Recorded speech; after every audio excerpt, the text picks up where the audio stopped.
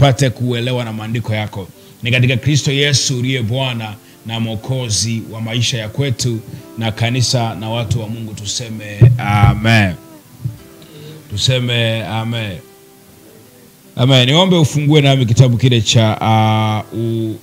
cha Mwanzo sura ile ya 3 na ule mstari wa 14 na 15. Mwanzo sura ya 3 ule mstari wa 14 mpaka ule mstari wa 15. Mwanzo sura ile ya 5 na ule mstari wa sura ya 3 mstari wa 14 hadi 15.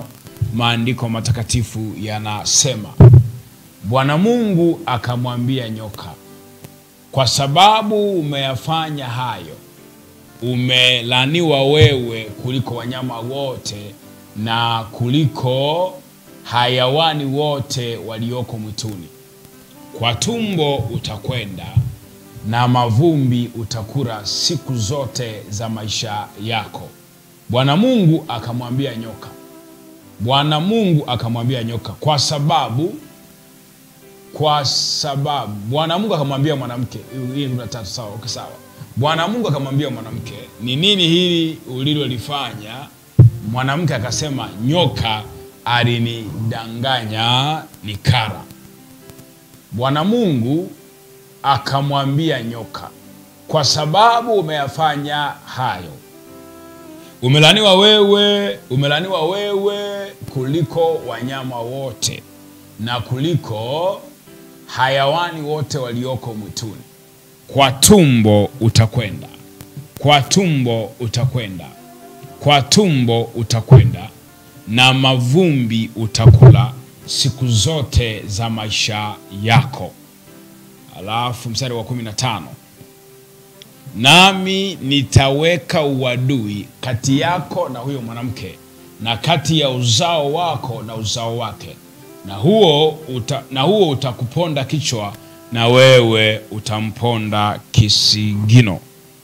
Tulianza kutafakari jana namna ambavyo roho ya nyoka inavyofanya kazi, inavyofanya vita na wanawake. Na hili ni jambo la msingi sana ambalo wanawake wengi mnapaswa kulifahamu na kulijua, lakini pia kulifanyia kazi kwa maana ya kuomba. Roho ya nyoka iko serious sana na wanawake kuliko ambavyo tunavyofikiri. Yaani kwa sababu ya asili ya vita, asili ya jambo hili ilifanyika pale kwenye bustani ya Edeni. Na Mungu aliweka uadui kati ya mwanamke na nyoka. Kwa hiyo nyoka ni kama ana ruhusa ya kumshambulia mwanamke. Nyoka ni kama ana ruhusa ya kufanya vita na mwanamke. Ndio maana utaona kitabu cha Mwanzo kuna vita kati ya mwanamke na nyoka. Lakini kitabu cha mwisho, kwa maana ya kitabu cha Ufunuo, kuna vita tena kati ya nyoka na mwanamke. Kwa hiyo ni jambo ambalo ni nyeti, lipo. Na ndio maana wanawake wengi sana wanasumbuliwa na roho ya nyoka. Na ndio maana matatizo mengi sana ya wanawake ya kiafya yanasababishwa na roho ya nyoka. Matatizo mengi sana ya wanawake ya masuala ya uzazi yanasababishwa na roho ya nyoka. Kuna wale wanawake ambao wanaishiwa damu mara kwa mara. Kuna wale wanawake ambao damu zinawatoka kwa wingi kwenye siku zao. Kuna wale wanawake ambao mifumo yao ina changamoto. Kuna wale wanawake ambao wana changamoto ya masuala ya uzazi. Kuna wale wanawake ambao wameolewa na majoka kiwango ambacho kwenye ndoa zao hawawezi kufurahia tendo la ndoa na waume zao. Kwa changamoto nyingi za kiafya za kiroho za wanawake zinakuwa zimesababishwa na roho ya nyoka.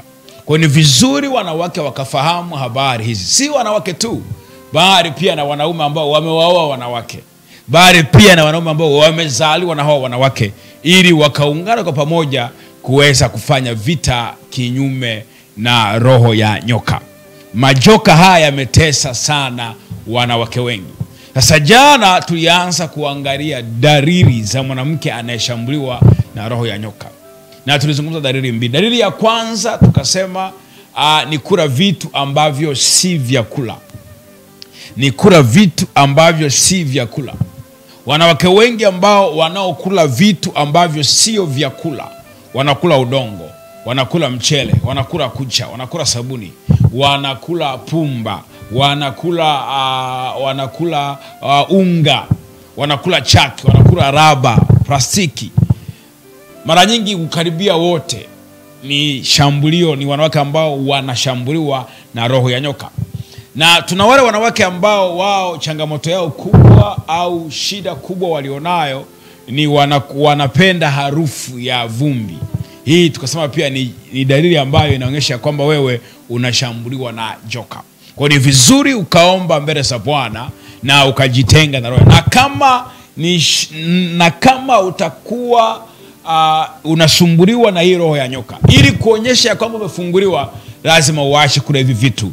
Tunamshukuru Mungu, leo ofisini tulipata watu ambao walikuja wenye changamoto za kula hivi vitu na tuliwaombea na Mungu aliwafungua.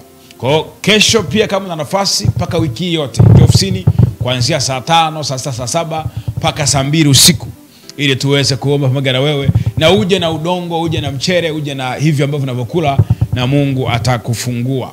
Na jana tukasema jambo la pili ni kwenda mwendo wa polepole. Ni kwenda mwendo wa polepole. Hii ni dalili ya pili ambayo inaonyesha ya kwamba huyu mwanamke ameshambuliwa na nyoka. Mtu anayeenda mwendo wa pole, nyoka aliambiwa ya kwamba kwa tumbo utakwenda, kwa tumbo utakwenda. Kwa hiyo watu wanaoenda taratibu ni watu ambao ni wanawake ambao wanashambuliwa na roho ya nyoka. Roho ya nyoka inamfanya mtu aende polepole, haimtaki mtu aende kwa haraka. Kusafiri kwa tumbo, kuenda kwa tumbo, basi ni dalili mojawapo ya kwamba wewe una changamoto ya roho ya nyoka. Sasa na leo tutazungumza jambo la tatu, dalili ya tatu, ya 4, ya 5, halafu baada ya hapo tutaingia kwenye maombi. Dalili ya tatu inayoonyesha ya kwamba huyu mwanamke ameshambuliwa na roho ya nyoka. Dalili ya tatu ni kuishi kwa ajili ya tumbo lake, ama kukosa maono. Kuishi kwa ajili ya tumbo. Kuishi kwa ajili ya tumbo, kwenye mabano, kukosa maono. Sasa naomba nisikilize vizuri. Nyoka aliambiwa na Mungu ya kwamba kwa tumbo utakwenda. Lile neno kwenda linaweza kutafasirika kama maisha, kama safari ya maisha. Linaweza kutafasirika kama mwendo wa maisha. Aliambiwa kwa tumbo utakwenda. Manake ataishi kwa ajili ya tumbo. Maisha yake yote yatakuwa kwa ajili ya tumbo. Kuishi kwa ajili ya tumbo manake ni kukosa maono. Kama wewe ni mwanamke hauna maono yoyote, kuna mambo unafanya tu ili upate chakula, kuna vitu unafanya ili upate chakula, manake unaishi kwa tumbo. Mwanamke anayedanga, anayetoa mwili wake ili apate chakula, anayetoa utakatifu wake ili apate chakula, ni mwanamke anayeenda kwa tumbo. Akili za wanawake wengi zimeshambuliwa na roho ya nyoka.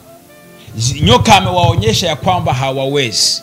Maono yao yamefinywa na roho ya joka, kiwango ambacho kwa tumbo wanakwenda. Maisha yao yote ni wale. Mwanamke akishapata chakula chake, akara, akashiba, mwanamke ambaye ana shambulio la majoka, yeye amemaliza kila kitu. Na ndio maana maono ya wanawake wengi ni yaolewe. Samani kidogo. Yaani yeye anajua akishaolewa mume atakuwa analeta chakula, atakuwa ni provider. Chakula kitakuwepo, kwa hiyo atakuwa anakula, anaishi hivyo. Hana maono ya kuanzisha biashara, hana maono ya kujenga nyumba, hana maono ya kwenda kusoma shule tena. Yeye maono yake aolewe. Anajua akishaolewa uhakika wa chakula nyumbani upo. Iko hivi, mwanamke ana maono zaidi ya kuolewa. Mwanamke ana maono zaidi ya kwenda kuwa mume wa mtu. Mwanamke ana maono zaidi ya kuwa mali ya mtu. Kwa nini hauna maono? Maono yako tu uolewe na fulani. Nilishawahi kuona kichekesho kimoja, wanafunzi watoto wakaulizwa, wewe unatamani uwe nani? Kijana mmoja wa kiume akasema nataka, maono yangu nataka kuja kuwa bilionea. Alikuwa anaitwa James yule mtoto. Na binti akaulizwa, wewe unataka kuwa nani? Akaambia fulani, sema utuambie. Jennifer akasema yeye ana maono ya kuwa mke wa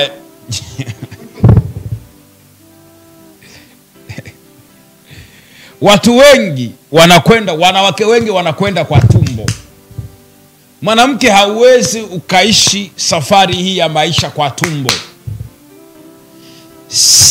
Yaani wewe ukisha kula, ama akipatikana mtu wa kukunulia bia, akipatikana mtu wa kununulia chipsi na milinda nyeusi, yaani huwezi ukawa wanastahilio. Shida iliyopo ni kwamba unakwenda kwa tumbo. Wengi mnaenda kwa tumbo. Ndio maana akipatikana mwanaume ambaye ana pesa, akipatikana mwanaume ambaye ana utajiri, unapagawa, unavurugwa sana. Kwa sababu gani? Unakwenda kwa tumbo. Unajua pale chakula ni uhakika wa maisha.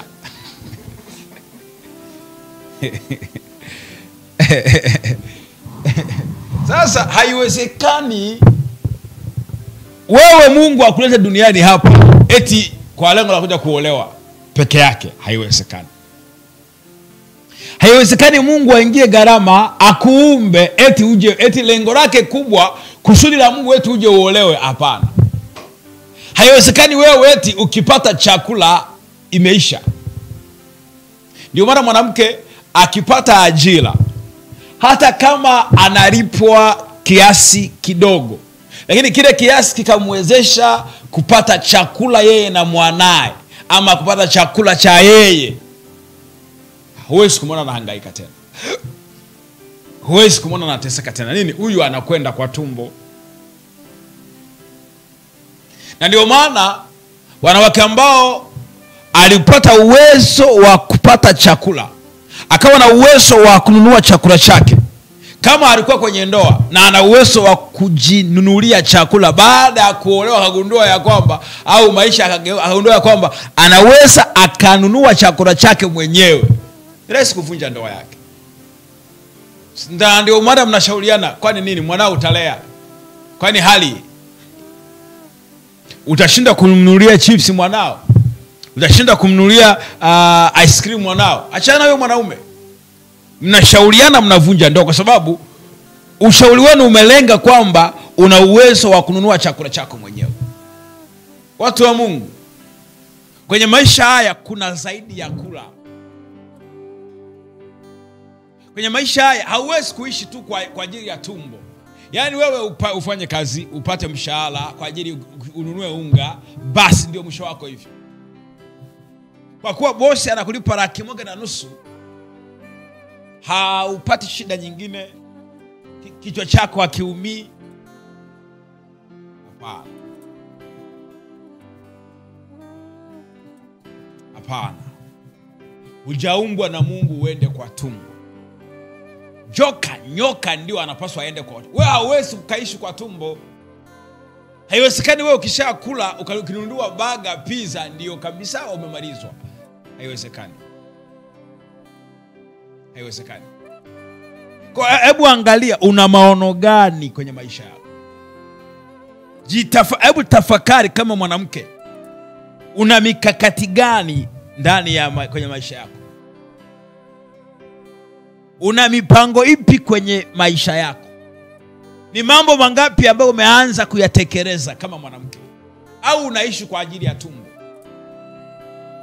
Kwa sababu agenda yenu, tuna mabinti wengi ambao agenda yao kubwa ni kuolewa. Yeye anajua akishaolewa ameula. Hapana. Mungu hawezi kuwa amekuumba hapa duniani uje uolewe peke yake. Mungu hawezi kukuteremsha akutoe huko mbinguni akulete hapa eti ili uje mise. Hapana, hawezi kuwa hivyo tu. Lazima kuna kitu cha ziada. Lazima Mungu ana mission na wewe. Lazima Mungu ana maono na wewe. Kwa hiyo ninaomba wanawake wote duniani msiende kwa matumbo. msiishi kwa matumbo. Ni kweli unapata chakula, kazi yako, biashara yako inakupa chakula, sio sababu ya kuridhika. Mungu ana mission na wewe. Mungu anataka umjengee makanisa. Mungu anataka pia upeleke injili. Mungu anataka pia usaidie yatima na wajane. Mungu anataka pia uwe mfadhili kwenye kanisa. Ufinance kanisa lako vizuri. Mungu anataka lazima Mungu ana plani na wewe. Kwa nini wewe ukishakula, ukishapata chakula, maisha kwako yameisha? Hivi kweli unashindwa hata kununua kiwanja? Una hata maono ya kujenga? Basi hao mwanaume wangu atakuja na atajenga nyumba, mimi siwezi kujenga nyumba, mimi sio yao mwanaume. Ni kweli, kwa sababu umekuwa joka. Umekuwa joka. Joka anakwenda kwa tumbo, anaishi kwa tumbo, hawasi kiwanja kwa sababu yeye sio mwanaume, yeye ni joka. Hawazi chochote. Hebu tuelezane ukweli. Tuambiane ukweli. Kama ni mwanamke hauna maono yoyote, achana na maono yako haya ambayo wako unajidanganya moyoni, unawaambia kitu ambacho humaanishi ndani. Mimi maono yangu napanga kuja kuwa mfanya biashara mkubwa. Muulize biashara gani? Yote tu ambayo itatokea mbele. Haiwezi kuwa hivyo. Haiwezi kuwa hivyo. Mimi nataka kuja kuwa mwanasiasa mkubwa. Mwanasiasa wa chama gani? Una kadi? Huna kadi. Wewe ni mwanachama hai. Una kadi sawa. Kadi yako hiyo wako unailipia kwenye chama chako cha siasa. Kama ni Chadema ama CCM ama ACT, hapana, ulipi. Buku tu ulipi. Rafiki yetu una maono. Rafiki yetu una maono. Huna maono. Yaani, na hii ni ishara ya kwamba wewe unashambuliwa na roho ya nyoka. Na nyie ndio mnajiita kanisani, mimi ni Mkristo wa kawaida. Unaweza kuhubiri, unaweza kuimba, unaweza kushuhudia watu, unaweza kujenga makanisa, unaweza kutengeneza kuandaa na ukaorganize mikutano ya injili, unaweza kuandaa semina kanisani kwenu, ukalipa zile bili za matumizi ya mtumishi. Unaweza. Ndio wewe unajiita mimi ni mama wa nyumbani. Mimi ni mama wa nyumbani. Kwa nini wewe ni mama wa nyumbani? Ni kwa sababu huna maono. Ndio maana wewe ni mama wa nyumbani. Wewe ni mama. Wewe unafanya kazi gani? Mimi ni mama tu wa nyumbani. Wewe unaishi kwa tumbo. Ukishakula mambo yote yameisha. Kama hakuna kitu kinakusumbua huku ndani kwa habari ya aina ya maisha ulionayo, kama hakuna kitu kinachokukereketa huku ndani kwa habari ya aina ya maisha unayoishi, hakuna kufukuto huku, yani hakuna kitu kinapiga kelele huku ndani, rafiki yangu, mama yangu, binti yangu, shosti yangu, roho ya nyoka. Roho ya nyoka inakushambulia. Nyoka aliambiwa kwa tumbo, na wewe unaishi kwa tumbo. Kwa kuwa unakula, kwako umemaliza. Kuna clip waka tunaziona kwenye mitandao ya wadada poa wanaojiuza. Sema nipe tu hata niunie hata chakula tu ni bebe. Chakula. Nipe niunie bia mbili. Bia 1,500 siku hizi nasikia bia 1,500 3,000. Hiyo sio thamani yako.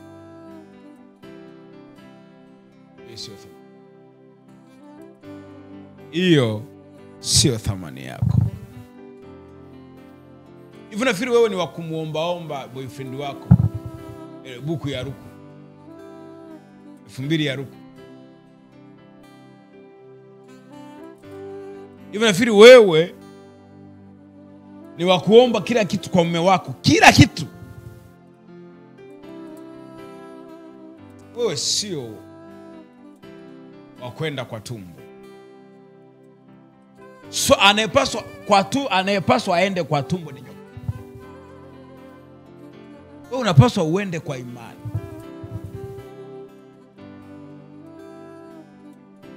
Wewe una mipango mikakati. Wewe una maono yako mwenyewe.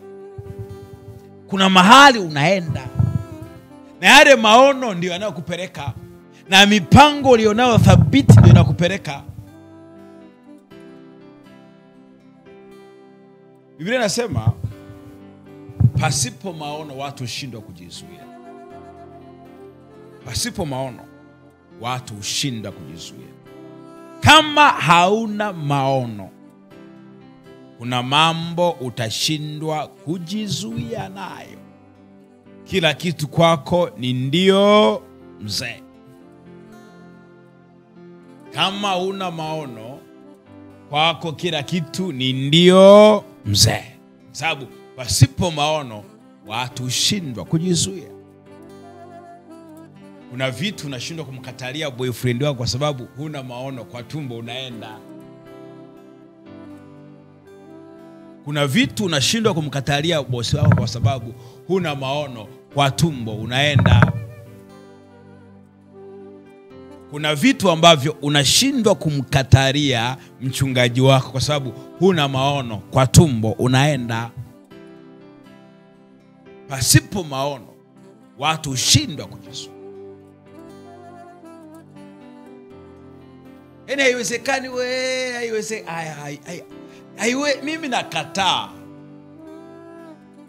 Yaani wewe si kuletwa tu na Mungu eti uwe pambo la dunia, eti wewe ni pambo la nyumba. Yaani Mungu alishindwa kuumba mapulizio? Yaani Mungu ameshindwa kuumba kuumba viungu vile na yeye ni mfinyanzi? Uje umbe wewe kama pambo? Hapana. Rafiki yangu, roho ya nyoka imekula maono yako. Maono ya Adamu na Eva ambayo Mungu aliwaumbia, nyoka aliyakatisha. Aina ya maisha Adamu na Eva walioumbiwa na Mungu, nyoka. Kwa mfano tu, mwanadamu hajaumbwa ale ugali, ale wali. Na poleni mlio kula wali. Kula wali na ugali ni matokeo ya laana. Sisi Mungu alivyotuumba, alituumbia tule matunda. Tuliumbwa na Bwana tule. Roho ya mwanadamu imeumbwa ile matunda kutoka mbinguni. Ile designing ya Mungu alivyotuumba, alituumbia tutumie petroli sio diesel. Mungu alivyomuumba mwanadamu, alimuumba aishi kwa kula matunda. Lakini nyoka akaharibu hayo maono ya kula matunda. Leo tunakula ugali. Ugali ni matokeo ya joka. Mimi napenda ugali kitimoto. Ujui tu. Ujui tu. Yaani ujui unachokipenda. Mimi napenda biriani. Ujui tu unachokipenda. Ila maono ambayo Mungu aliyokuumbia ule matunda. Sasa jaribu kula matunda asubuhi, mchana na jioni kama utaweza. Usiku unaona hapa kuchi. Hesabu makenchi. Kwa sababu gani? Nyoka aliondoa hayo maono ambayo Mungu alikuwa ametuumbia. Sasa nisikilize vizuri mwanamke. Unanisikiliza? Adamu na Eva waliupewa maono ya kuishi milele. Maono yao ni kutokufa. Mungu alivyowaumba, nyoka akayaua yale maono, akayatafuna yale maono, yakapotea. Maono ya Adamu na Eva walioumbiwa na Bwana ni waishi kwenye bustani ya Edeni. Nyoka akayatafuna yale maono, akawatoa kwenye bustani ile. Kuna maono ulikuwa nayo ukiwa shule ya msingi, kama mwanamke, kama binti. Kuna maono ulikuwa nayo ukiwa chuo. Kuna maono ulikuwa nayo ulipoanza kazi. Kuna maono ulikuwa nayo ulipokuwa unaolewa.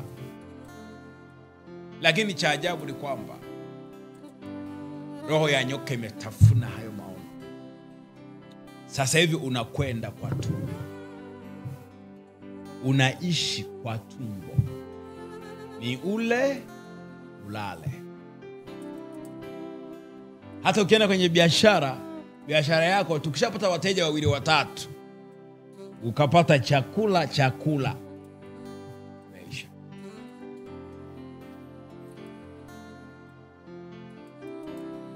Nyoka amekushambulia. Nyoka amekushambulia.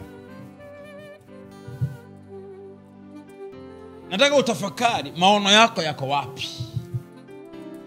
Zile mbwembwe zako za sekondari, za chuo, zile mbwembwe zako za maombi, unamuomba Bwana, una agenda zako zile, yale maono yako yako wapi? Tuulizane, maono yako yako wapi? Naomba muulize rafiki yako hapo kwenye comment, maono yako yako wapi? Jessica Andrew, maono yako yako wapi? Shangwe, maono yako yako wapi? Rose Cheti, Frida Faith, maono yako yako wapi? Kama umekaa karibu na mwanamke au binti ulipo, muulize, maono yako yako wapi? Maono yako yako wapi? Ukatusumbua nini, nataka kuwa pilot, tukajichanga. Yale maono yako wapi? Ukaenda kusoma HK Yero.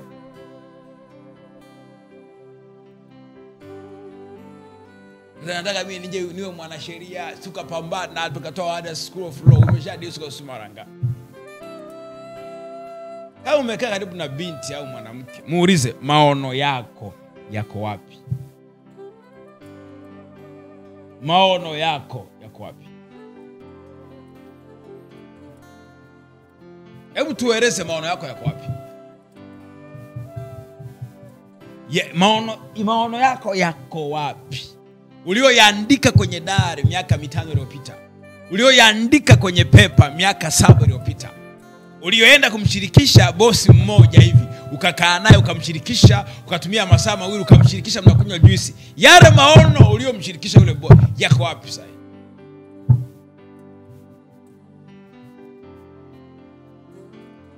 Yale maono ambayo ulikuwa unatuambia, mimi nimeitwa na Mungu kwa mfanya, uliokuwa na akili. Sasa mimi ni mfanya biashara mkubwa, mimi ni mhubiri mkubwa, mimi uliokuwa na akili kwenye maombi. Yale maono uliokuwa na akili kwenye maombi yako wapi? Mbona sasa hivi unaishi kwa tumbo? Unaishi kwa tumbo. Bora kula. Unaenda kwa tumbo. Safari yako inaongozwa na tumbo. Leo hii unaishi kwa tumbo, unaishi kwa tumbo, unaenda kwa tumbo. Maono yako yako wapi? Maono yako yako wapi? Maono yako yako wapi?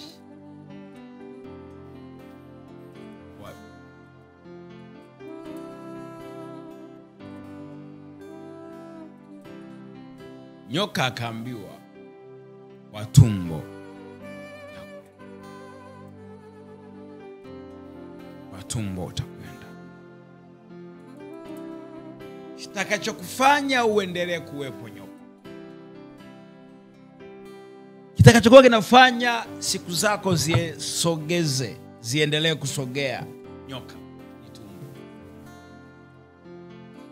Nyoka kitakachokufanya ufike mahali fulani ni tumbo. Kitakachokuingiza mbinguni, nyoka ni tumbo. kitakachokuingiza jehanamu nyoka ni tumbo. Kwa tumbo utakwenda.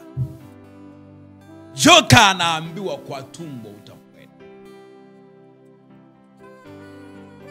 Watu wote ambao ni uzao wa nyoka wanaishi kwa tumbo. Enyi kizazi cha nyoka kisichoamini. Hauamini kama hautakula leo, kesho utakuwepo. Hauamini kama utafukuzwa hapa kazini kwa sababu ya ABC, kesho utaishi.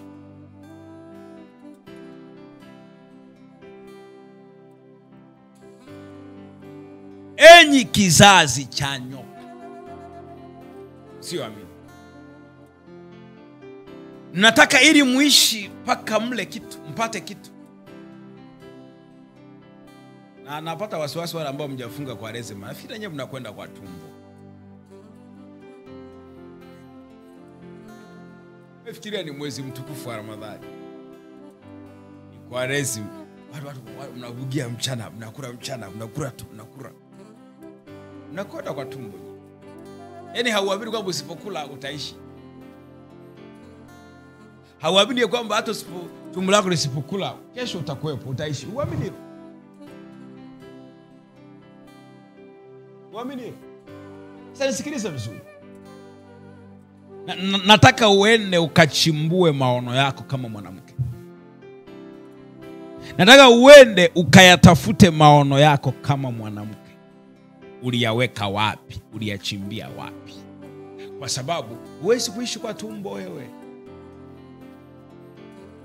Huwezi kuishi kwa 3,000, 5,000, 50,000 za kutumiwa. Huwezi kuishi eti unategemea kuolewa. Maisha yako yote, akili yako yote nawaza kuja kuolewa. Huwezi kuishi hivyo. Ndoa ni nzuri. Mimi nitaoa. Ili siwezi kuwa mwanamke ambaye anategemea maisha yake yote yeye amekaa anasubiria kuolewa. Iko hivi, kitabu cha Kutoka. Nataka nionyeshe jambo moja hapo. Wadada msinikasirikie bure. Kitabu cha Kutoka sura ile ya kwanza mstari wa 19. Kutoka sura ya kwanza 19.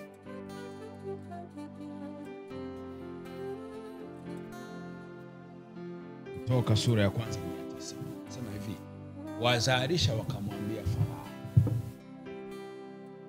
ni kwa sababu hao wanawake wa Kiebrania si kama wanawake wa Kimisri. Si kama wanawake wa Kimisri. Kwa kuwa hao ni hodari, nao huzaa kabla mzalisha hajapata kuwafikiria. Nataka uone hilo neno.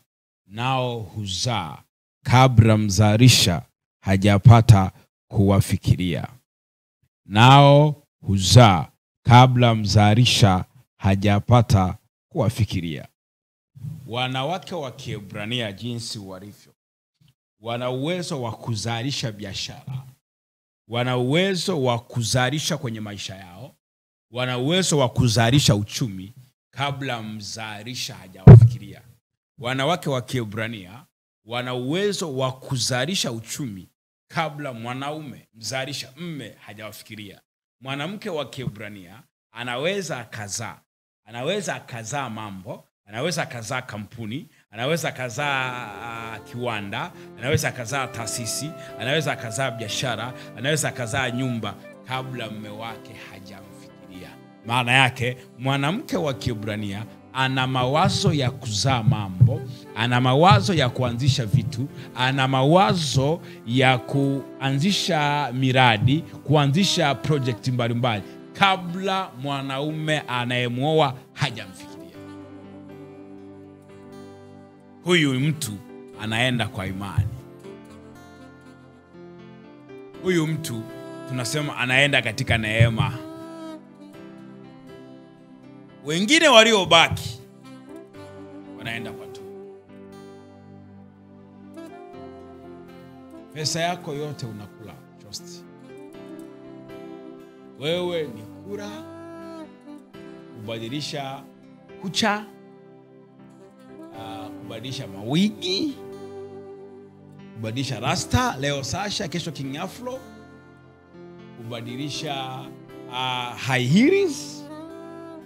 Hizi nimepatia, mtajua wenyewe.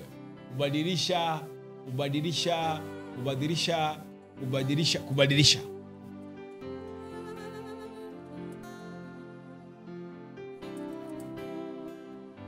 Hapana. Wewe huwezi kwenda kwa tumbo. Huwezi kawa unaishi kwa tumbo. Una maono. Lakini roho ya nyoka imeyameza yale maono. Roho ya nyoka imeyatafuna hayo.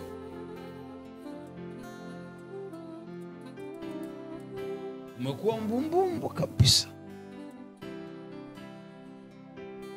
Usikila Kwaresima wala Msalia Mtume. Usikila Rashidi wala John. Yaani akili yako imetiwa giza kabisa. Ufahamu wako umetiwa giza kabisa. Pamekuwa na usiku kwenye moyo wako. Pamekuwa na usiku kwenye maisha yako. Huwazi kingine isipokuwa kula. Hata level ya biashara unayoiwaza ni kwa ajili ya chakula. Mtu nipate kazi ile mimi na mwanangu hivi. Yule mwanamke anamwambia Elisha, tuko na ukota kuni mbili hapa, nikapike mkate nile mimi na mwanangu tufe. Hauwazi na kuishi tena. Hauwazi kuna kwenda tena. Nisikize vizuri. Sikiza vizuri. Mwanamke ulioko hapa online unanisikiliza. Mwanamke ambaye utanisikiliza bali najua kuna marafiki zenu hapa mtawatumia ili wasaidie. Ujaretwa hapa duniani uje uishi kwa tumbo. Mungu hajakuumba usafiri kwa tumbo. Hebu pambana, jinasue kwenye maombi. Shughulikia roho ya nyoka ikuachie. Hebu angalia tu mawazo ulito nato. Angalia tu mawazo ulito nato. Angalia tu mawazo ulito nato. Hujawahi kuwaza kugombea urais wa nchi. Hujawahi kuwaza kuja kuwa rais wa nchi. Hujawahi. Na wanawake mna bahati. Miaka hii kuna zari tuli madondokea. Ila kale nyia mkwa mjawahi kuwaza.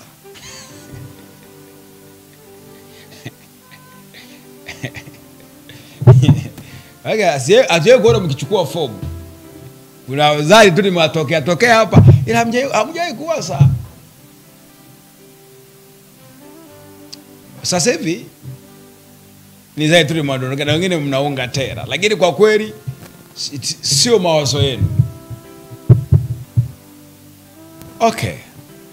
At least basi angalau utumie mawazo ya watu wengine ni sawa.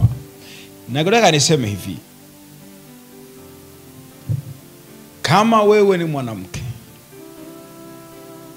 jikague uone una maono. Una maono. Halafu jikague uone tangu saa hii una mikakati gani kuelekea hayo maono. Manake kama utaniambia Mwalimu Musa nina maono, halafu hakuna mikakati unaoifanya kuyaelekea hayo maono, unanidanganya ama unajidanganya mwenyewe. Mimi nina maono ya kuja kuwa rais wa nchi hii. Paka sasa hivi huna hata kadi ya chama chochote. Kama vyama vya dini wewe chukua kadi kila mahali, kila chama chukua Chadema, chukua unavyo. Kuna askofu mmoja mimi huwa najuaga ni chama huwa najuaga ni chama fulani cha Chadema. Huyo kumshangaa nagombea ubunge kwenye chama kingine. Kadi ya Chadema alikuwa nayo na kadi ya CCM. Kusoma kadi yake ya CCM ni mwaka 90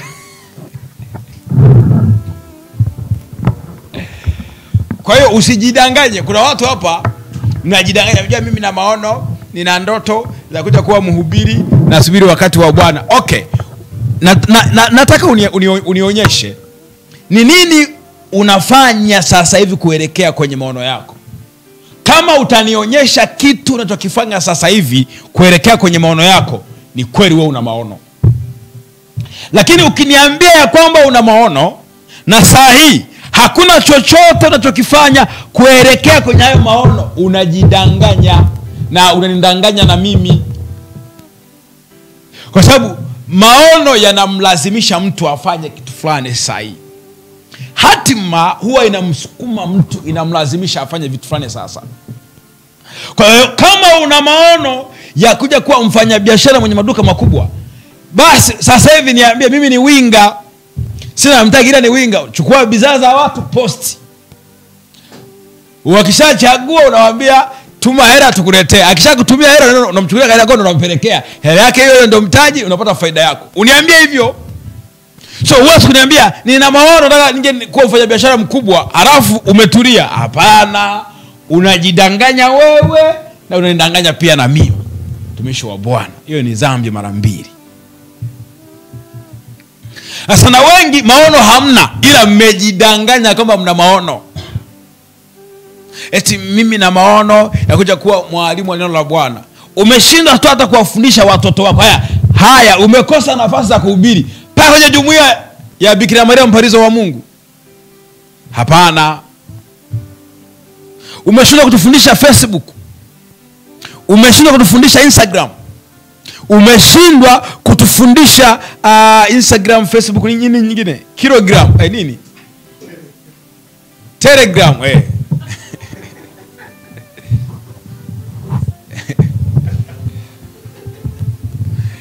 Yeyote ambaye ana maono, kila aliye na maono, kuna kitu anakifanya sahihi kinachompeleka kwenye hayo maono. Yeyote ambaye kuna mahali anaenda, yeyote ambaye kuna mahali anaenda, yeyote ambaye anataka kwenda Kanaani, sahihi yuko anapambana na Farao kuomba ruhusa kwa Farao. Yeyote ambaye ana maono ya kwenda mbinguni, sahihi anapambana sahihi kutunza utakatifu, anapambana sahihi, kuna kitu anapambana sahihi.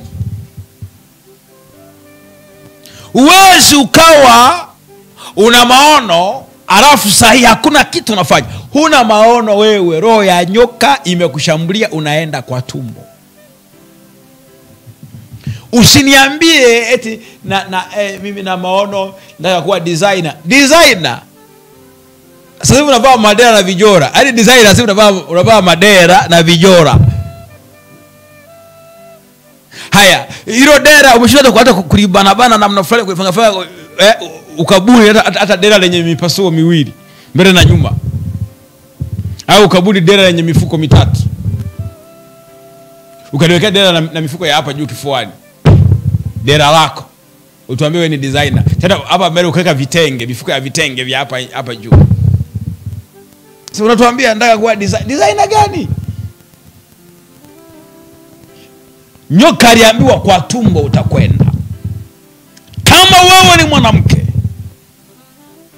unaishi kwa tumbo, wewe ule unywe umemaliza, huna maono yoyote, ni dalili mojawapo ya kwamba unashambuliwa na roho ya nyoka. Na hapa roho ya nyoka imemeza maono ya wanawake wengi, imemeza maono ya wadada wengi, imewaketisha nyumbani, imewakarisha nyumbani. Roho ya nyoka imemeza maono ya wadada wengi. Haya, wewe ni mwanamke, huna maono hata ya kuja 70 na Yesu. Huna hayo maono. Jamani, tarehe 5 mpaka tarehe 7 mwezi wa 4 tuna jambo maalum kule Kigamboni. Tunaenda kukaa kule Kigamboni siku 3 kwenye program mpya inaitwa 70 na Yesu. Yesu anataka watu 70 tuende nao kule. Kwa hiyo jisajili mapema. Ni watu 70 tu. Tukifika 70 tunafunga. Tunaenda kule Getsemane kwa ajili ya kutafakari. Ni Jumamosi mpaka Jumatatu. Jumatatu ni Karume Day. Tunatoka hapa saa 12 asubuhi, tunaenda kule Kigamboni, tunaanza mafundisho na maombi na michezo mingine na programu zingine. Ni kufunga, tunafungua jioni kwa siku 3. Kwa hiyo mlioko Dodoma unaweza ukapanda SGR ukafika ukaondoka ukarudi. Yani karibuni sana. Mwe na hayo maono basi. Ukose maono yote hata ya 70 na Yesu utaki. Si mahali pote Yesu aliendaga na watu wote. Kuna mahali alichagua watu 70 peke yake. Tafadhali tunakuomba kwenye 70 na Yesu uwepo. Jisajili mapema, ulipie mapema. Ni watu 70 tu, sawa hilo. Ndio maana tumechelewa kutoa tangazo mapema. Kumbuka hii ni Kwaresima. Tunataka tukaombe kwenye Kwaresima kwa staili ya Kwaresima. Sasa wenye maono watakuja. Ambao hamna maono. Okay. Kwa tumbo utakwenda. Hebu tuambie wewe, safari yako unasafiri kwa nini?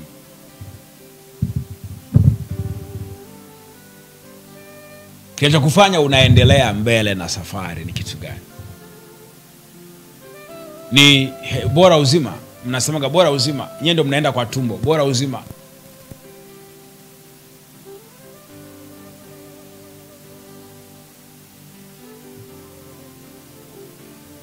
Bora uzima. Kuanzia saa 7 kamili mchana wiki hii niko pale Sinza Mapambano.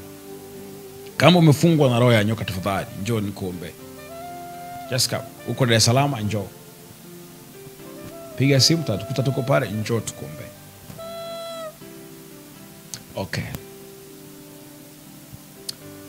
Naomba tuishie hapo kwa leo ili kesho tueje tuendelee hapa kutokea hapa.